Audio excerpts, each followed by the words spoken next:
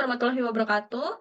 Perkenalkan, saya Tamlika Maulani Fitri Tias Putri dengan presensi 24 dan rekan-rekan saya. Saya Bella Dila Ramadhani dengan presensi 4. Saya Karina Rata Priyabadi, presensi 10. Di sini kami akan menjelaskan profil singkat dari usaha distributor Batik Pekalongan. Distributor Batik Pekalongan sendiri terletak di Jalan Hayamuruk, Gondang Legi, Kabupaten Malang, dengan visi misi menyediakan produk berkualitas dengan harga yang terjangkau. Sedangkan untuk pasar sasaran dari distributor Batik Pekalongan sendiri adalah ke toko-toko batik.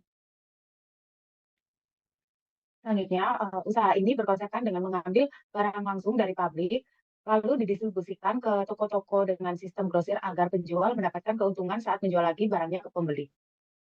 Selanjutnya, latar belakang dari usaha ini berdiri karena banyaknya peminat batik di Kota Malang, ditambah lagi harga batik saat itu sangat mahal. Hal ini diperlukan distributor besar yang bisa menyalurkan ke toko-toko yang ada di Kota Malang. Untuk selanjutnya yaitu tahun pendirian. Usaha ini didirikan pada tahun 2018. Seperti gambar yang di samping, itu bentuknya tuh seperti gudang yang memiliki banyak beraneka ragam seperti batik ataupun yang lainnya berbagai ukuran dewasa maupun anak-anak. Next, di gambar ini yaitu kain batik slogan. Next, untuk selanjutnya yaitu baju batik seperti kemeja batik. Next, untuk selanjutnya yaitu boxer. Untuk selanjutnya yaitu celana batik. Dan untuk kaos ini ada bordir, kaos polos ataupun kaos stiker ataupun kaos foto. Untuk selanjutnya yaitu kita membuat logo yang kami desain dengan kelompok kami seperti ini. Terima kasih. Selanjutnya kami akan menjelaskan tentang Microsoft Excel tentang penjualan distributor Batik Pekalongan ini. Baik, di sini saya akan menjelaskan bagaimana caranya membuat tabel. Kita pergi ke Create, lalu tabel, terus View, kemudian di Size View. Kita ganti dengan tabel yang akan kita butuhkan, yaitu tabel barang dagang. Kelompok kami sudah membuat tabel barang dagang ini. Kita buka.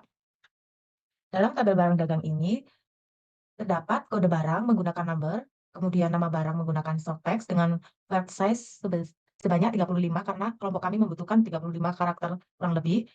Selanjutnya ada harga menggunakan currency.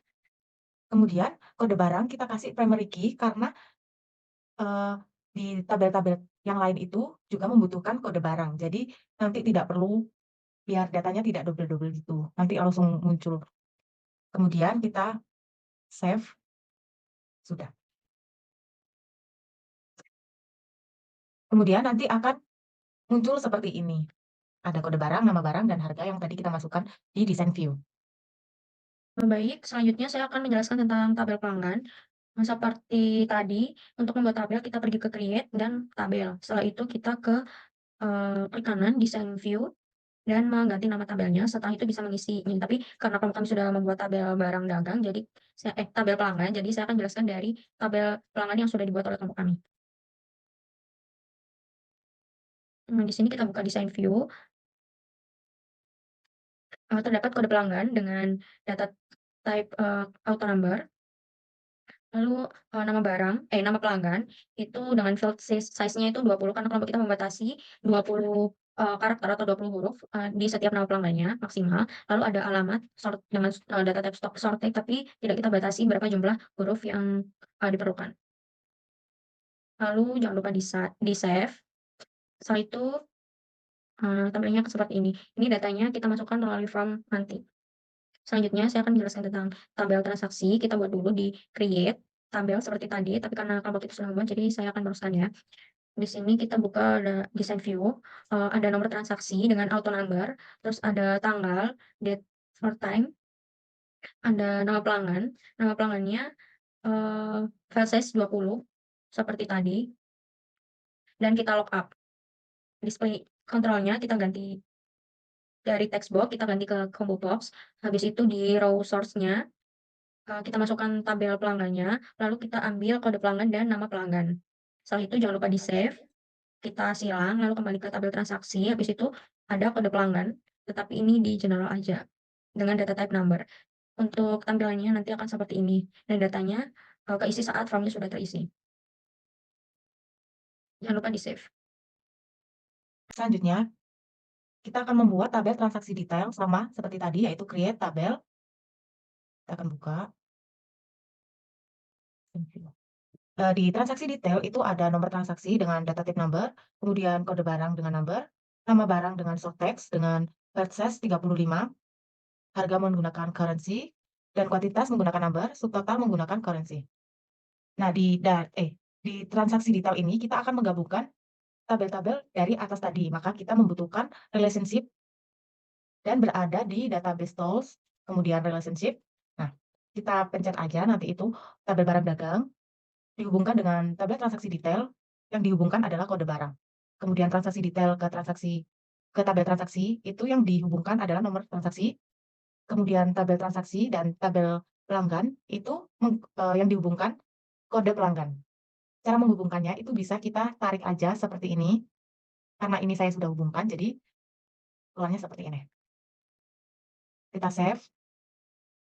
Kemudian nanti di design view, maaf salah, kemudian nanti di datasheet itu akan muncul seperti ini. Jangan lupa kita save dulu. Sudah. Kemudian setelah membuat tabel, kita akan membutuhkan from data untuk mengisi data-data yang nanti akan muncul di tabel. Pertama-tama kita akan membuat tabel barang dagang. Kita lihat dulu tabel barang dagangnya, pergi ke create, lalu from. Nah, nanti tampilannya akan seperti ini. Kita buka aja langsung di sini. Kita pergi ke design view. Nah, from header-nya ini kita bisa ganti dengan logo kita. Kalau tidak, kita bisa ganti dengan nama toko kita. Di sini ada kode barang, nama barang, dan harga. Kemudian kita membutuhkan button dengan kita pergi ke from design. Di sini, ini button. Kita pencet aja, kita tarik di sini. Kemudian kita akan membuat simpan data. Kita pergi ke record operation, save record, next. Ini teksnya kita ganti, simpan data, next, finish. Nah, nanti akan muncul seperti itu. Bagaimana kita caranya tahu kalau tools kita, button kita ini sudah berjalan. Kita save dulu. Kemudian kita cek di layout, di from view. Seperti ini. Kita akan melihat data. Nah, beginilah nanti tampilannya. Kita save.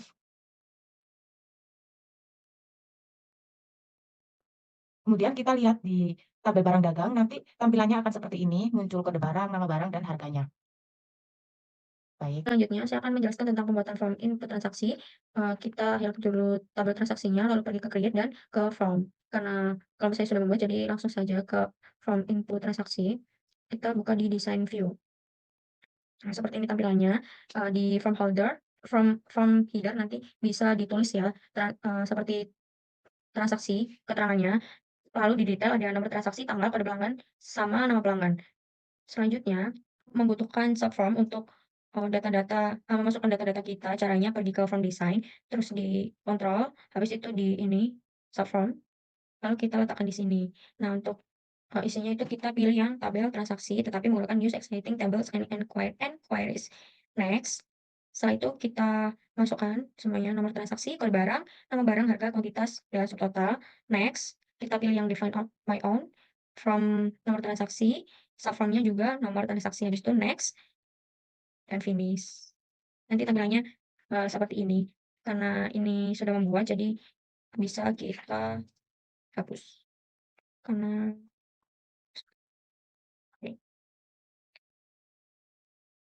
Nah, di query detail subform ini, kita tambahin sama di form footer-nya, kita memerlukan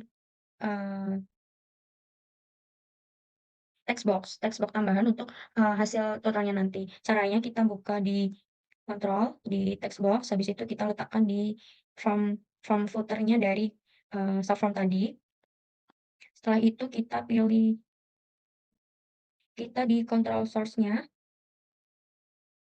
itu pilih titik 3, lalu jadi kita masukkan rumus sama dengan sum, jangan lupa kurung sikunya, subtotal, dan jangan lupa untuk ditutup, lalu di oke. Oke, nanti hasilnya akan seperti ini. Ini bisa kita hapus ya karena sudah buat. Oke. Lalu di form footer-nya transaksi, yang di detail form input transaksi, kita memerlukan button. Tapi karena di form-form sebelumnya itu sudah ada button-nya, jadi kita tinggal meng-copy paste lalu dimasukkan ke form footer. Nah, di form footer yang detail ini, kita juga memerlukan text box tambahan untuk total belanja. Sama, kita pergi ke form design, lalu kita tambahkan text box-nya, kita taruh di sini. Nah, di sini kita juga memerlukan rumus. Kita pergi ke control source, kita masukkan rumusnya sama dengan kurung siku query detail. Query detail yang subform-nya. Setelah itu titik form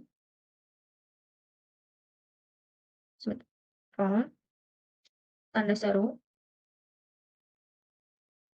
dan teks 14 karena di form footer-nya yang subform itu teks 14 jadi kita memerlukan teks 14. Jangan lupa di oke. Nanti di sininya bakalan muncul rumus seperti ini. Oke. Ini kita delete aja karena sudah membuat tadi. Jangan lupa di save. Nah, nanti tampilannya akan seperti ini. Di sini kita tinggal mengisi-ngisi saja untuk nomor transaksi, untuk tanggal, kode pelanggan, dan nama pelanggan. Bisa dilihat di sini. Seperti itu. Jangan lupa di-save setiap transaksinya. Oh ya, dan untuk tabelnya sudah bisa ya. Oke. Jangan lupa di-save. Dan ini nanti bakal langsung masuk ke tabel transaksinya seperti ini. Terima kasih.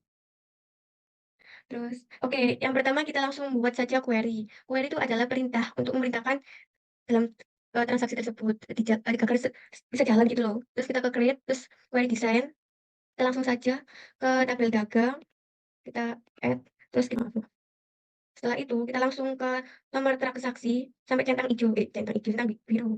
Terus ke kode barang, terus nama barang, harga, ini nggak kelihatan. Terus quantity, sama yang paling penting subtotal. Di subtotal kita, ini apa? Di subtotal kita klik kanan, terus zoom, kita tulis seperti ini. Terus kita oke. Setelah itu kita save dengan nama quantity aja, oke. Akan memudahkan. Udah gitu kita silang. Selesai. Baik, selanjutnya saya akan membuat query detail subform. Caranya sama, kita pergi ke create. Selanjutnya from. Nanti tampilannya akan seperti ini. Ada nomor transaksi, kode barang, nama barang, harga, kuantitas, dan subtotal. Di form footer, kita membutuhkan text box yang ada di from design. Kita pencet aja yang AB itu. Kita highlight di sini. Kemudian di control source-nya, kita ganti, kita masukkan rumus sama dengan kurung buka, kemudian kurung siku, subtotal, kemudian kita tutup dengan kurung siku lagi, terus dengan kurung biasa. Oke. Nah, nanti tampilannya akan seperti ini. Bentar.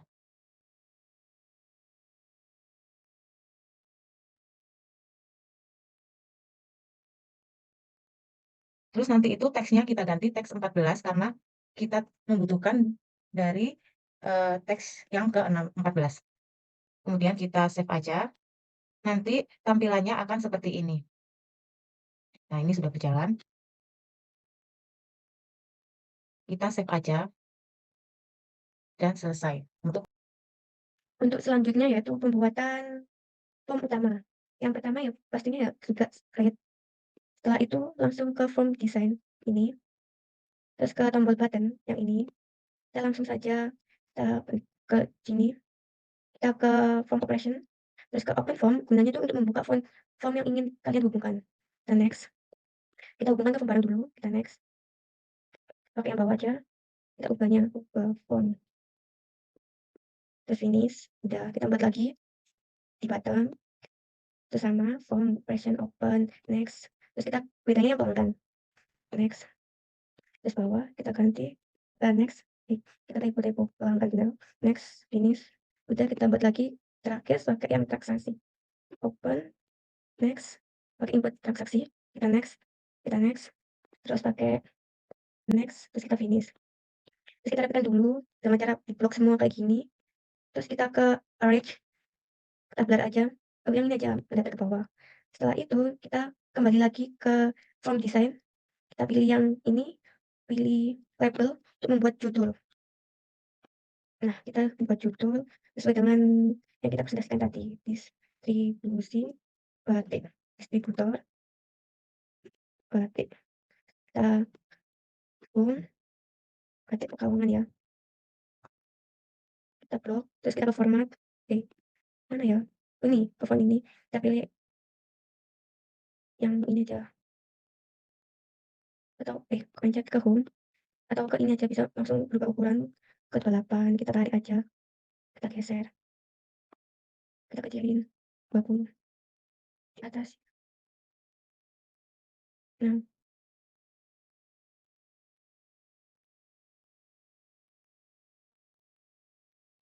kalau udah kita buat lagi form design, terus buat ini, terus buat jalannya.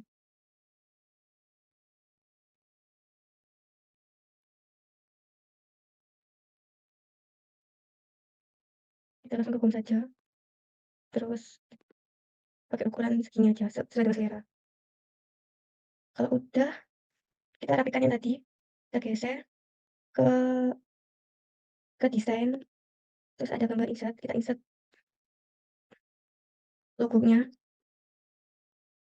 logo batik yang di bawah tadi. Saya taruh di sini aja, kalau di sini kan kurang cocok gitu. Nah, untuk logonya segini aja. Terus bisa save, terus pakai formulir utama. Nah, oke, kalau lihat klik kanan, terus form view, nah kayak gini. Kita coba ya, oh udah berhasil. Kita coba lagi, udah berhasil. Kita coba lagi. Dan terakhir untuk menghubungkan ke mereka, bisa kembali tuh ke design view, ke salah satu dari mereka ke form. Terus kita buat sama ke button, ke agak bawah dulu, sebentar. Cancel. Bentar agak bawah, biar agak luas. Nah, button, terus kita form seperti tadi open, tapi bedanya kita pakai form utama. Biar terhubung dengan form utama, biar bisa back ke form utama. Terus form utama. Kita next, kita finish. Nah, udah jadi. Kita insert gambarnya tadi di bawah. Ya, maaf, bukan di sini. Insertnya di sebelahnya. Biar tahu kalau gambar logo ini logo form utama. Nah, kita save, kita langsung copy aja. Copy. Kita view dulu untuk lihat. Bisa nggak? Oh, bisa kan? Kita gini kan yang sebelah-sebelahnya juga. Coba utama, filter barang, bisa kembali ke utama. Kita silang, atau pelan-pelan, kita kembali ke utama seperti kayak gitu semuanya. Dan terakhir, yang input juga.